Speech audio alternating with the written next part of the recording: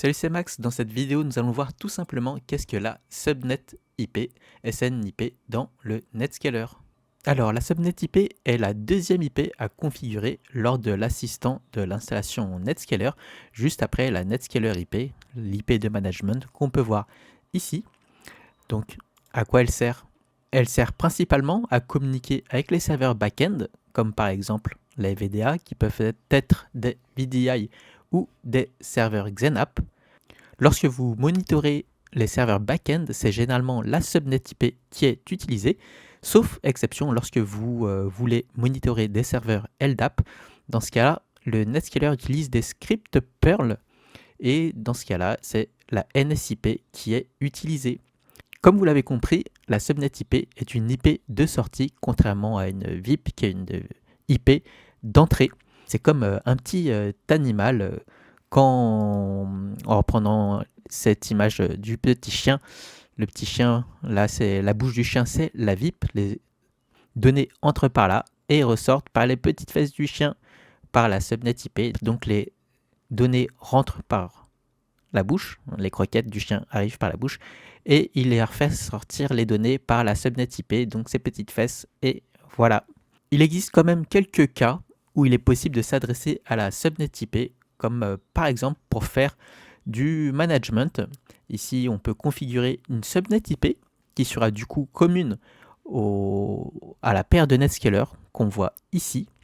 Et lorsqu'on s'y connectera à cette subnet IP, eh bien on sera redirigé directement vers le Netscaler primaire parce que en temps normal, ici on a notre petit serveur d'administration, donc on se connecte sur nos Netscaler directement en tapant par exemple l'IP ou une URL en HTTPS, mais on ne sait jamais lequel est le primaire. Donc ce qu'on peut faire, c'est que on peut se dire que le 101 serait toujours le primaire, et donc on sait par conséquent que en s'y connectant, on tomberait sur le Netscaler primaire, mais parfois il arrive qu'il y ait une bascule imperceptible et que le 101 devienne le secondaire, parce que c'est du actif-passif. Donc le mieux, pour éviter de se prendre la tête et d'être sûr de tomber sur le primaire, c'est de configurer une subnet IP qui servira pour le management. Comme ça, on n'a plus qu'à accéder à cette IP et on sera redirigé automatiquement vers le nœud primaire.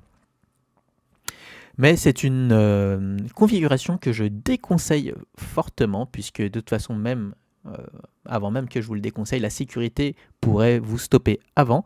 Parce qu'il faut savoir, c'est que la subnet IP, c'est une, comme on l'a vu, c'est une IP de sortie et elle est dans un réseau back. Contrairement à une VIP qui est dans le réseau front et la NSIP qui est dans un réseau de management. Donc, qu'est-ce qui va se passer? C'est que si vous mettez si vous configurez une subnet IP de management pour configurer vos Netscaler, eh bien, elle ne sera pas dans le bon réseau, elle devrait être dans le réseau de management. Donc, c'est pour ça que pour respecter les best practices, eh bien, généralement, on ne configure pas de subnet IP de management et on se connecte directement au Netscaler via la NSIP qui sont dans un réseau de management.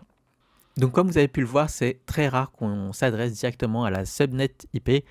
Si on reprend l'exemple du petit chien, eh bien, il fait caca par ses petites fesses et il n'y a pas de vocation à mettre quelque chose dans ses petites fesses, sauf, comme nous, les humains, parfois on met des suppositoires. Hein. Bon, ça fait longtemps que je n'en ai pas mis, j'étais enfant. Mais voilà, dans de rares cas, très rares cas, on peut être amené à s'y adresser.